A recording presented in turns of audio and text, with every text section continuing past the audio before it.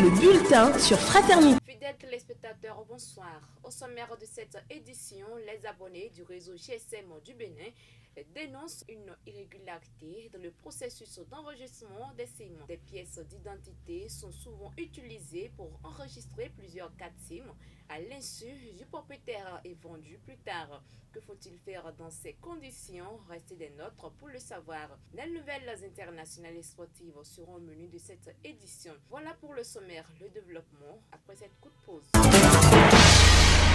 Des dysfonctionnements sont observés dans le processus d'enregistrement des cas de SIM auprès des opérateurs GSM du Bénin selon plusieurs abonnés qui tirent sur la sonnette d'alarme. Il s'avère que des pièces d'identité sont souvent utilisées pour enregistrer plusieurs cas de SIM à l'insu du propriétaire. Cette pratique, généralement le fait de certains agents de réseau GSM, consiste à enregistrer les SIM puis à les vendre à d'autres personnes, exposant ainsi le propriétaire de la pièce à divers risques. Que faire lorsqu'on découvre que son identité est liée à plusieurs cas de SIM?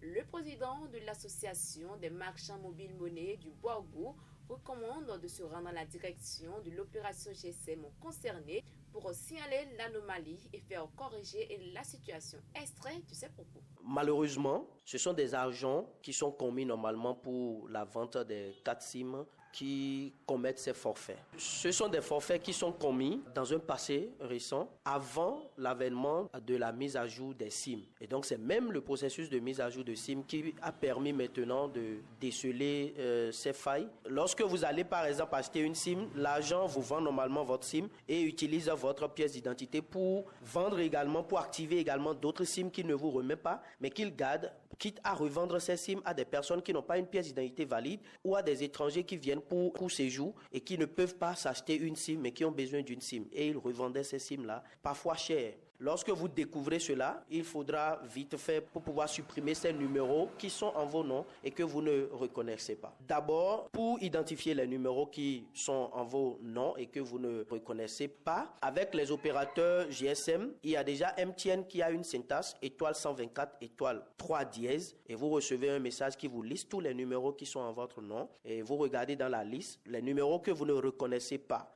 avoir acheté vous-même, vous les listez et puis vous vous rendez dans une agence de MTN plus proche de votre maison et vous signalez ces numéros en présentant votre pièce d'identité et le processus de suppression de ces numéros sera donc déclenché. Quant aux autres réseaux Move Celtis, la syntaxe est en cours de développement, mais pour le moment, vous pouvez vous rendre à l'agence directement et demander à ce qu'on vous vérifie tous les numéros qui sont en votre nom et dès que vous remarquez qu'il y a des numéros que vous ne reconnaissez pas, vous demandez tout simplement la suppression de ces numéros. La communauté internationale célèbre la journée internationale de la canne blanche célébrée chaque octobre de l'année.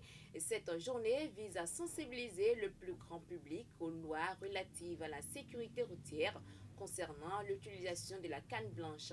Malgré les progrès technologiques, la canne blanche continue d'être un outil essentiel pour des millions de personnes malvoyantes ou aveugles pour pouvoir se déplacer de manière autonome et en toute sécurité. Toute personne atteinte d'une déficience visuelle devrait donc utiliser une canne blanche pour ses déplacements quotidiens selon les spécialistes. Mais le constat sur le terrain est que ces personnes n'aiment pas utiliser la canne. Selon Alexis Boton, directeur du Centre de promotion sociale des aveugles à Paracourt, ce comportement s'explique par le regard de la société sur ces personnes. Extrait de ses propos. En réalité, toutes les personnes aveugles ou malvoyantes sont invitées à utiliser la canne blanche. Mais il se fait que dans notre pays, pour ne pas dire même dans notre centre ici, les apprenants et même le personnel déficient visuel ne l'utilisent pas régulièrement.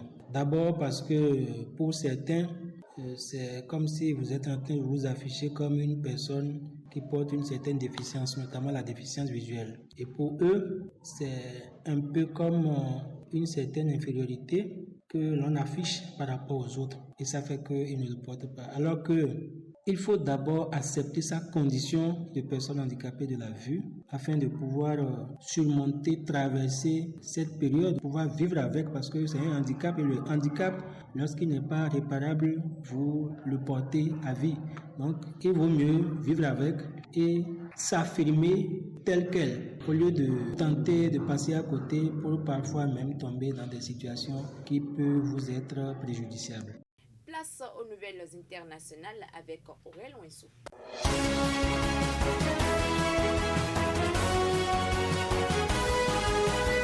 Au Nigeria, depuis plus d'un mois, l'état de Kogi, situé au centre du pays, est confronté à des inondations dévastatrices. Plus de 200 localités ont été ravagées et près de 2 millions de personnes se retrouvent sans abri. Les autorités locales débordées ont lancé un appel à l'aide urgent au gouvernement fédéral, aux bailleurs de fonds internationaux ainsi qu'aux ONG pour faire face à la situation. Les crues ont emporté des infrastructures vitales comme des écoles et des hôpitaux ainsi que des milliers d'hectares de terres agricoles compromettant la sécurité alimentaire dans la région.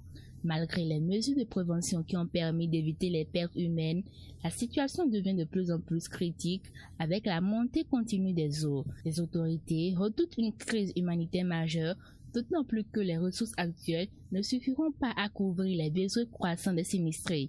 Les responsables locaux s'inquiètent de possibles épidémies telles que le choléra et appellent la population à évacuer les zones à risque pour éviter d'aggraver le bilan. Pendant ce temps en Israël, le Premier ministre a annoncé lundi 14 octobre que son gouvernement poursuivra sans relâche les frappes contre le Hezbollah au Liban. Cette déclaration survient après que le mouvement chiite a lancé une attaque de drone sur une base militaire israélienne à Binyamina, causant la mort de 4 soldats et blessant plus de 60 autres.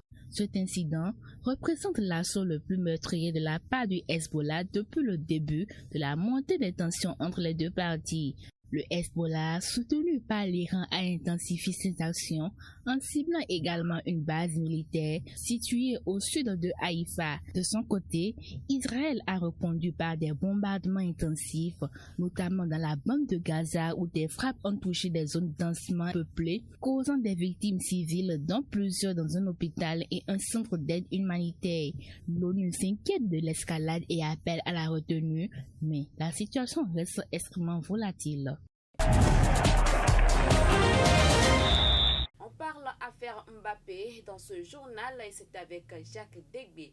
Vous nous dites que la justice confirme une enquête. Oui, depuis ce lundi, la presse suédoise annonce que Kylian Mbappé serait visé par une plainte pour viol et agression sexuelle. La justice locale a publié un communiqué ce mardi pour confirmer avoir ouvert une enquête après le dépôt d'une plainte pour viol sans citer le nom de l'attaquant du Real Madrid. L'enquête préliminaire menée par la procureure spéciale Marina Shirakova, selon les journaux suédois, les faits présumés seraient intervenus dans la nuit du jeudi à vendredi dans l'hôtel à Stockholm où séjournait l'ancien joueur du Paris Saint-Germain. La victime présumée aurait déposé une plainte samedi près de la police locale et désigné le capitaine des Bleus comme étant son agresseur. De son côté, le joueur avait qualifié ces accusations de fake news lundi dans un post publié sur le réseau social Insa Ferrasu.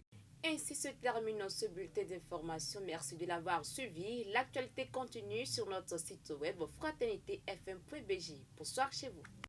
C'était le bulletin sur Fraternité.